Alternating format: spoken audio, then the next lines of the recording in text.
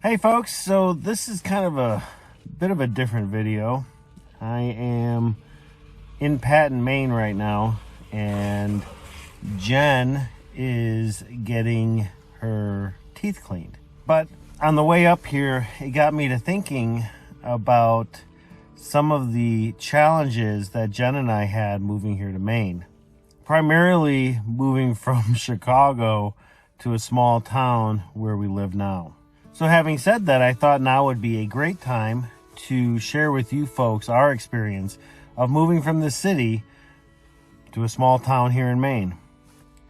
Now, some of the challenges that we faced moving out here, other than just, the fact of finding property, figuring out what kind of homestead we were going to start developing, because we knew we wanted to develop our own homestead, which is what we've been doing these last few years, building the infrastructure, getting the cabin set up, getting water and solar, all of those things. We knew, or we had to figure out exactly, what our game plan was for getting all of the materials, figuring out, again, layouts and things like that. So all of those challenges existed, and a lot of those challenges we actually had planned out, in advance of moving out to Maine. But there were a few things that surprised the hell out of us when we got here, and that's what we're going to talk about today. Now, you have to excuse me if I seem like I'm looking around, because I am. I don't do a lot of videos in the vehicles, and I just tend to look, my eyes tend to wander, so I do apologize about that up front. But that said, so let's just jump right into it. So one of the first challenges we had was finding a dentist.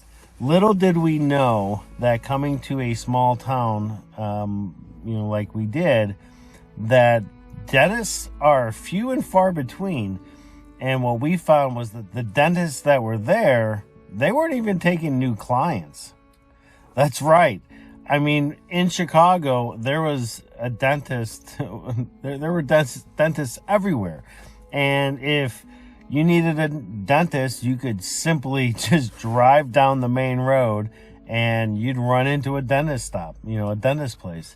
But where we moved here in Maine, and I'm sure this goes for all small towns, that's simply not the case.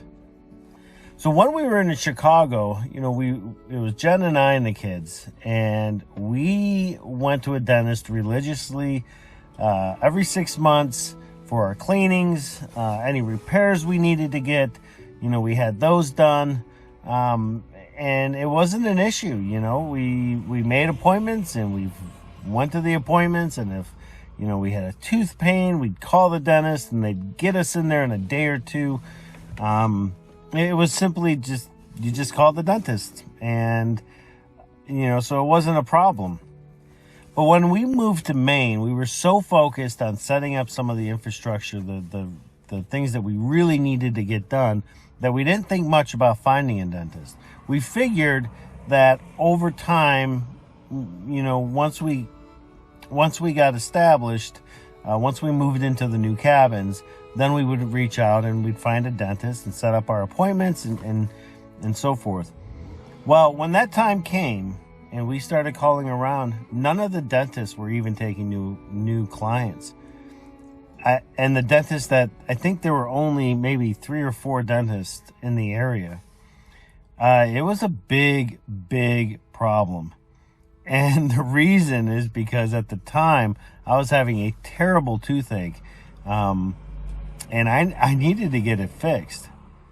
So I ended up having to go to the ER because the pain was unbearable. So I was able to get some medications through the ER, and they recommended me follow up with a dentist. And I don't know if it's because that's the way it works or what, but I called the dentist and they got me right in there. And me getting in there just so happened to be the right time to ask them to become patients. And thankfully, the stars aligned and everything worked out, and we were able to get in there to see this dentist as our primary dentist.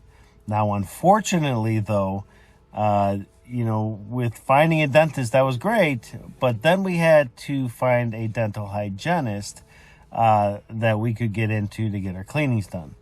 And unfortunately, that was a pain in the butt as well. The reality was that just because we had a dentist didn't mean we had a dental hygienist. And if you know anything about dentists, the dentist does the work, the dental hygienist does all the cleanings, and we did have cleanings scheduled, but unfortunately the dental hygienist left. Then we didn't have a dental hygienist, and what really sucked is that by this point it had been about 1.5 years, almost 2 years before we had a teeth cleaning.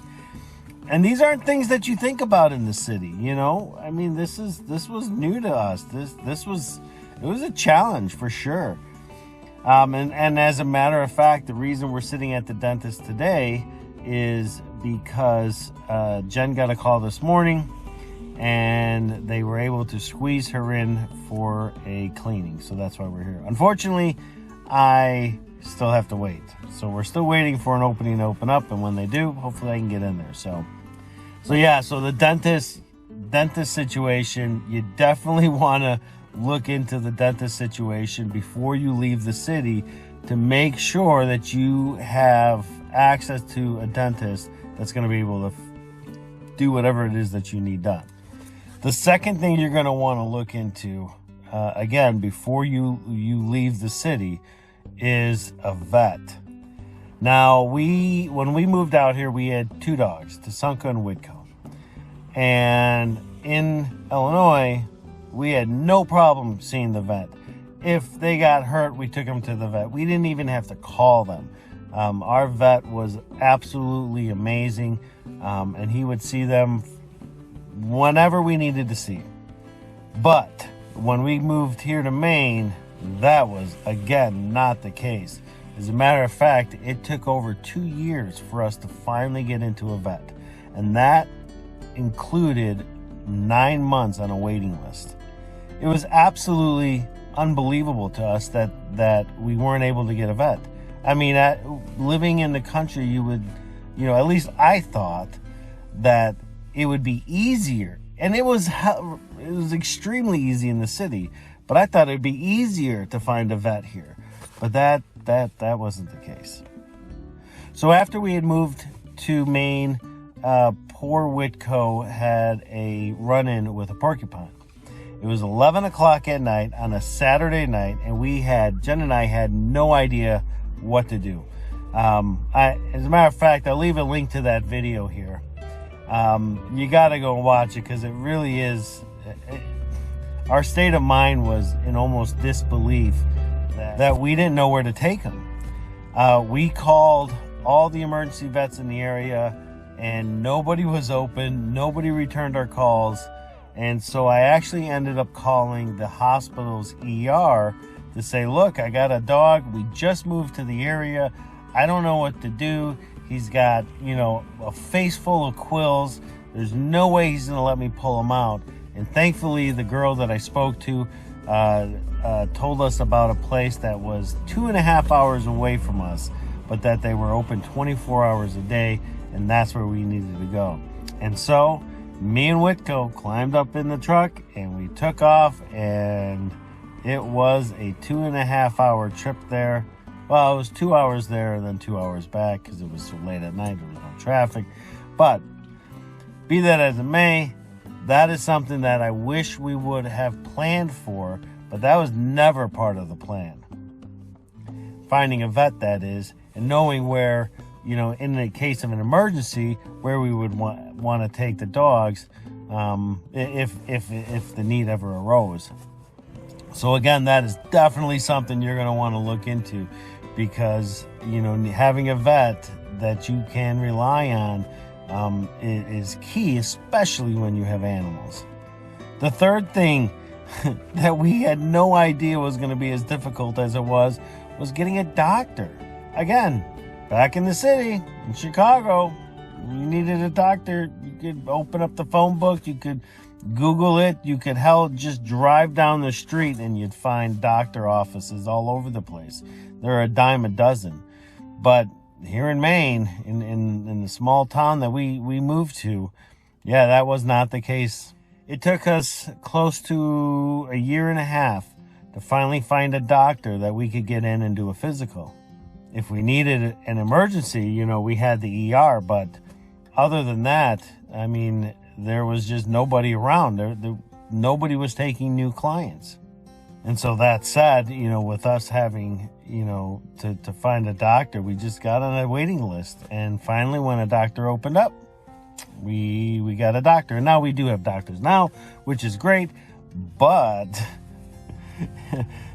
not only did we get a doctor and he was a good doctor, but then he went on a hiatus, and he's been on a hiatus now for like 9 months. And so now they gave us a new doctor, which is good. But it just goes to show that if you're moving from the city to a small town, these are things you got to consider, because don't just wrap them up and say, we'll figure it out when we get there, because that's what we did, and it bit us in the ass, and it bit us big time. And the fourth thing that I'm going to tell you guys that you got to really think about before you make this move out here is your homeowner's insurance. Now, this isn't so much for folks who are going to be on the grid using gas heat or electric heat, things like that. This is really for your off-gridders who are going to be on solar, who are using wood heat. If you're used to having, a cheap homeowner's insurance like we were when we lived in Illinois, boy, we had a big eye-opener when we got here. Not only did the insurance company that we were with for nearly 25 years tell us absolutely not, that they weren't going to insure us, trying to find a homeowner's insurance that would, that was a struggle. And primarily because of the wood heat. Not a lot of places want to insure, especially for fire, using wood heat. And I think a lot of that has to do with just old wood stoves being used, and then carelessness, by the user. And I am not, when I say that, I'm not, don't take that the wrong way. It's just that there takes a better understanding of wood heat and your wood stove. And anybody who's been on wood heat, for a long time will tell you, you have to pay attention more. I mean, getting the stovepipes cleaned regularly, cleaning out your wood stove, replacing fire bricks when they need to be replaced, replacing the gaskets on your doors. All of that maintenance needs to be done pretty regularly. And even with new stoves like the ones we have, that insurance company wouldn't touch us. Now, thankfully, through, discussions with other homesteaders near us and some of our neighbors, we were able to find an insurance company.